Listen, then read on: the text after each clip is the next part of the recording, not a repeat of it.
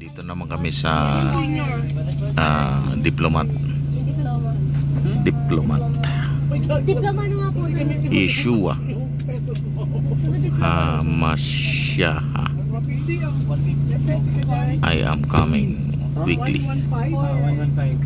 The Ten Commandments.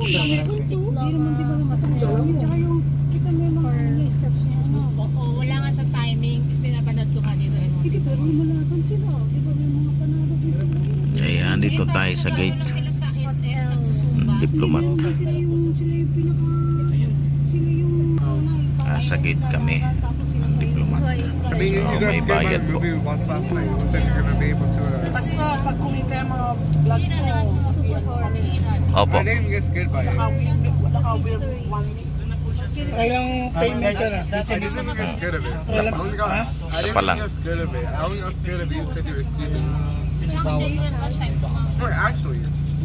Hindi na pwede pumasok?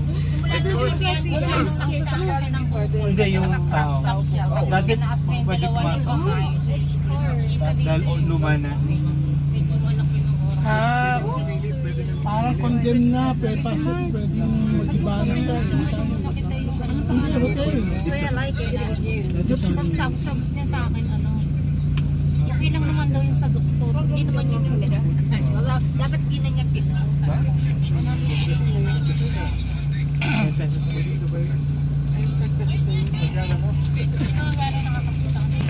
Lumang simbahan. Kaya pala ito tinatawag na diplomat, guys. Ako pa dito sa Baguio. Napakalumang church na hindi na po nagawa. Kaya ang tawag pala dito ay diplomat.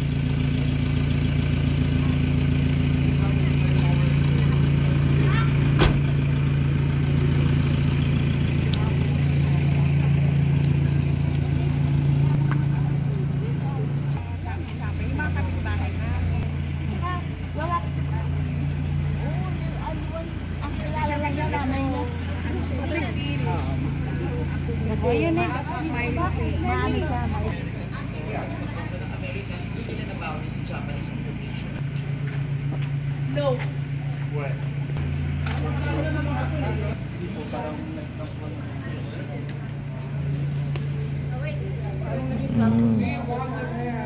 Ito yung lumang simbahan, panahon pa ng mga Kastila ito. At hanggang sa panahon po ng World War II, mga Hapon. Sinalakay ito. Ginamit ito ng mga Hapon.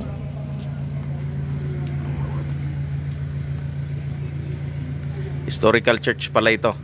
Pero hotel siya nung araw. Diplomat hotel. Ito daw nga, lagay mo to. Ayun yung history.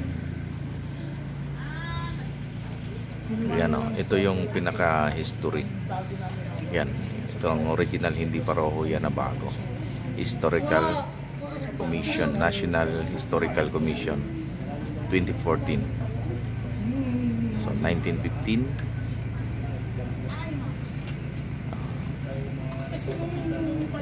Yan. Ito po yung pinaka story. Oh, it's yours. Yan, mga kapatid. So nakita niyo po ang history ng diplomat. Ito yung dating hotel pero naging church, naging ginamit ng mga Hapon. Dito lang po yan sa Baguio City, mga kababayan. Church ang may dito kasi mga verse sa Bible ang ganda po. Only Jesus can save people. Amen.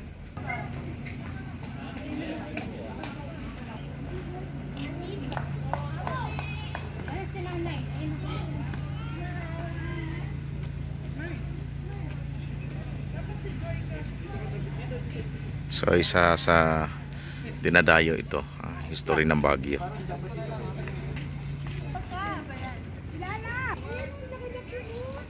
Ayan.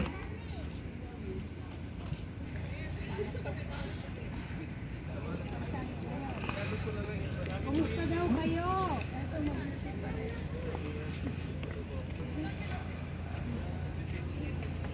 Galing.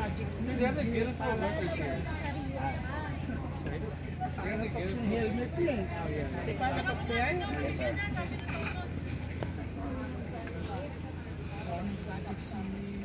Yes, sir. Yung isa, sir, architect.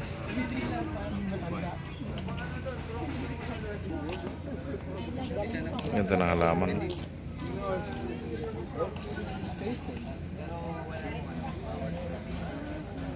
Ito pala ay nasa Guinness World of Records, mga kababayan.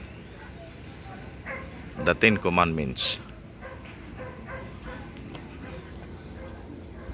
Thou shalt have no other Yahweh God before me. Shall not make unto thee any graven image. Kaya magkaroon ng ibang Diyos-Diyosan maliban sa akin. Ayan.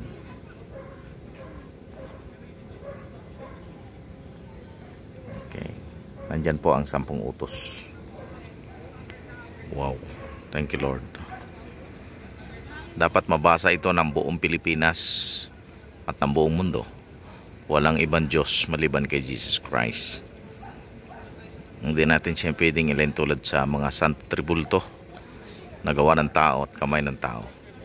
Dahil ang Diyos ay Espiritu na dapat siyang sambahin si Espiritu at katotohanan. Yan o, 10 utos. Ayan, so puntahan natin, pasukin natin sa loob. Anong kaya ang meron dyan? Ayan o. Lion.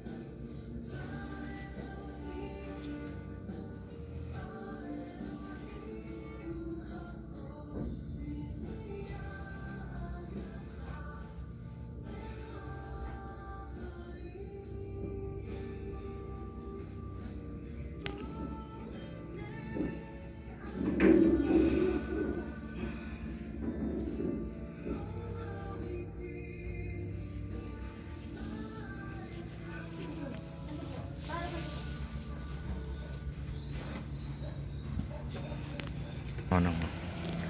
Yun guys, napasok namin yung loob. Nakita po ninyo. Ay, Yung na-video mo? kanina, oo. So, dito na po kami. Paalis na po kami dito sa Diplomat. Yung video nakita nyo kanina yun po yung sila po yung nagmamanage dito sa Diplomat. Kinikilalang si Yahweh, ang Panginoon, Jesus Christ, Yeshua, Jesus Christ, King of Kings and the Lord of Lords. So guys, salamat sa inyong panonood sa aking video. At kami paalis na sa lugar na ito. Maraming salamat sa inyong panonood sa aking video. At kung nagustuhan nyo, paki-like, paki-share at paki-subscribe po kung hindi pa po kayo nakapag-subscribe dito sa aking YouTube channel. Thank you very much po guys. To God be all the glory. Ingat po kayo palagi. Love you all po. Bye bye.